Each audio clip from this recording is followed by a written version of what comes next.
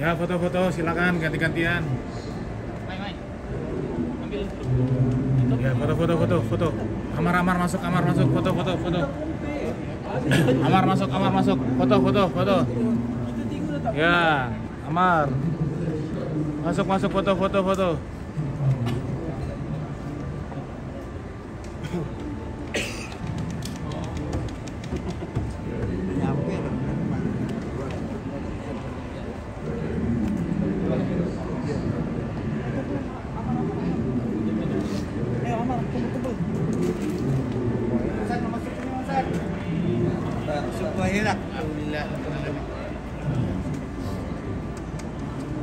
Alhamdulillahirrahmanirrahim.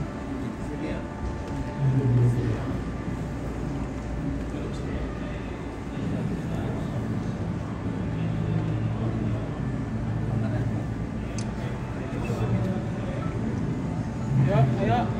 Kumpul. Ayo foto 3. Bentar kok. 2. Belum atuh. 3, 2, 1. 3, 2, 1. Oke lagi 3, 2, 1. Siap.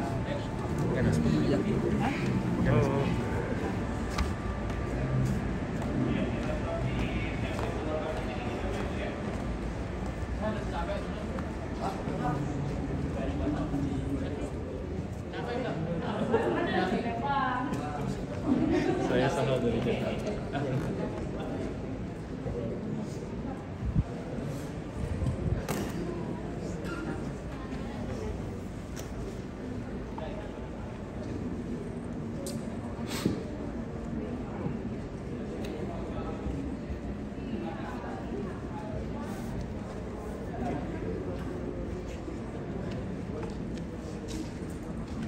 Silakan Bapak yang masih dalam gua.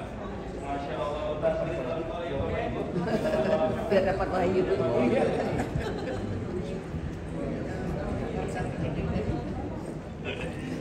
Baik, para jamaah, alhamdulillah pada siang hari ini semua sudah masuk gua ya. Boleh yang ibu-ibu di sebelah kanan saya? Iya. Nah, alhamdulillah semua sudah masuk gua. Nanti balik ke Indonesia atau balik ke Singapura ya. Tetangga-tetangganya sudah masuk gua Hiro belum? Ya. Mana buktinya? Alhamdulillah sudah ada fotonya ya. Sudah ambil banyak selfie tadi ya ibu-ibu ya. Silakan yang masih dalam gua, Bapak. Masya Allah. Ya, nampaknya nunggu malaikat Jibril turun baru keluar semuanya ya. Baik para jemaah, ini adalah stand keempat dari Museum Wahyu. Pada stand keempat ini akan bercerita tentang sosok perempuan salehah, perempuan luar biasa. Beliau adalah orang yang pertama kali ditemui Nabi setelah Nabi menerima wahyu di Gua Hira. Dalam riwayat dikatakan juga dia adalah orang yang pertama kali masuk Islam. Ya, beliau adalah perempuan yang paling kaya raya dan paling terpandang di suku Quraisy, istri daripada Nabi kita Muhammad SAW. Siapa beliau? Beliau adalah Khadijah bintu Khuwailid radhiyallahu anha. Jadi Khadijah ini menikah dengan Nabi berapa usia dia? 40 tahun. Nabi berapa usianya? 25 tahun. Jadi Nabi ini adalah suami ke berapa? Ketiganya Khadijah ya. Jadi suami pertama dan kedua Khadijah wafat, kemudian menikah dengan Nabi SAW. Meskipun usianya sudah 40 tahun, para jamaah sekalian, tetapi Khadijah ini adalah wanita yang diberkahi, perempuan yang diberkahi oleh Allah Subhanahu wa taala. Semua anak-anak daripada Nabi SAW lahir dari rahimnya Khadijah binti Khuwailid. Ini menandakan keutamaan yang dimiliki oleh Khadijah, dan di antara keutamaan lainnya disebutkan bahwasanya Khadijah adalah satu-satunya perempuan yang pernah mendapatkan salam. Nah, salam dari siapa? Salam dari siapa? Salam dari, jadi disebutkan dalam sebuah hadis, diceritakan suatu ketika Nabi SAW pulang ke rumah dalam keadaan letih, dalam keadaan capek ya. Sampai rumah dia jumpa dengan Khadijah, bertemu dengan Khadijah. Khadijah sebagai istri yang salehah, ketika dia melihat suaminya capek, maka dia langsung pergi ke dapur. Tanpa diperintah, tanpa disuruh, Khadijah langsung pergi ke dapur menyiapkan makanan dan minuman untuk Nabi Shallallahu Alaihi Wasallam. Tiba-tiba malaikat Jibril datang kepada Nabi dan berkata, wahai Rasulullah, sebentar lagi Khadijah akan datang kepadamu membawakan makanan dan minuman untukmu. Apabila Khadijah datang nanti, tolong sampaikan salam kepada Khadijah, salam dari Allah Subhanahu wa Ta'ala dan dari malaikat Jibril. Lalu malaikat Jibril berkata lagi, wahai Rasulullah, jangan lupa untuk berikan kabar gembira juga kepada Khadijah bahwasanya Allah telah siapkan untuk Khadijah istana di dalam surga yang terbuat dari emas dan perak. Masya Allah. Mau nggak Bu? Mau banget apa mau aja? Mau banget. Kuncinya apa kira-kira ibu-ibu? Berbakti kepada suami. Masya Allah. Suaminya full senyum semua ini ibu ya. Jadi kata para ulama, di antara sebab sampai Khadijah bisa dapat salam dari Allah Subhanahu wa Ta'ala, di antaranya adalah karena patuh dan baktinya Khadijah kepada suami, yaitu Nabi kita Muhammad sallallahu alaihi wasallam.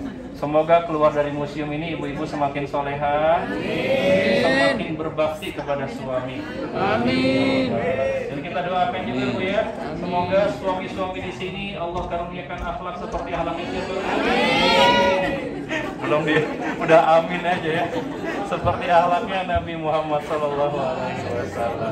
Baik, sebelum kita lanjut ke stand berikutnya, kita pastikan tidak ada ibu-ibu yang tertinggal dalam gua, Ustaz ya. Sudah ada ya. Baik, silakan.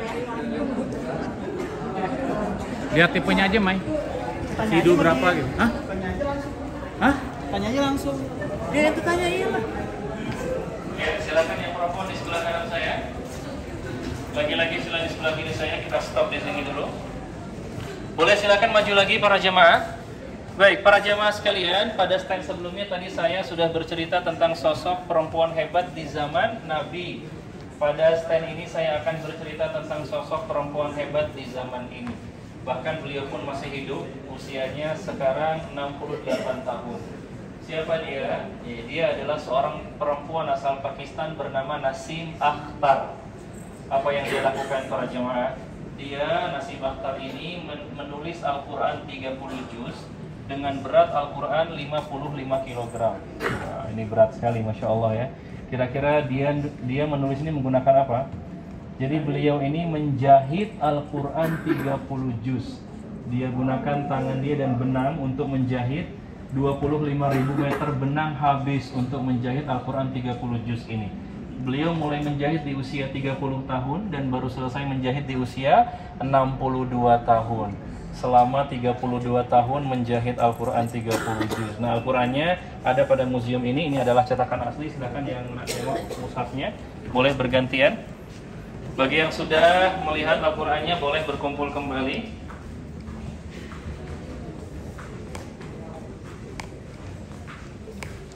Ya, silahkan yang perempuan di sebelah kanan saya, yang laki-laki tetap di sebelah kiri saya. Insya Allah ini adalah stand terakhir dari Museum Wahyu.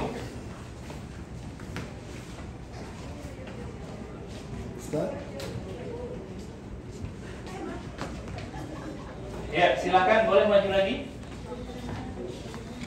Baik, para jemaah, ini adalah stand terakhir ya dari Museum Wahyu. Pada stand ini akan bercerita tentang sosok yang Allah utus untuk menyampaikan wahyu kepada para nabi dan para rasul. Siapa yang Allah utus? Malaikat Jibril alaihissalam. Silakan boleh bergabung yang di belakang.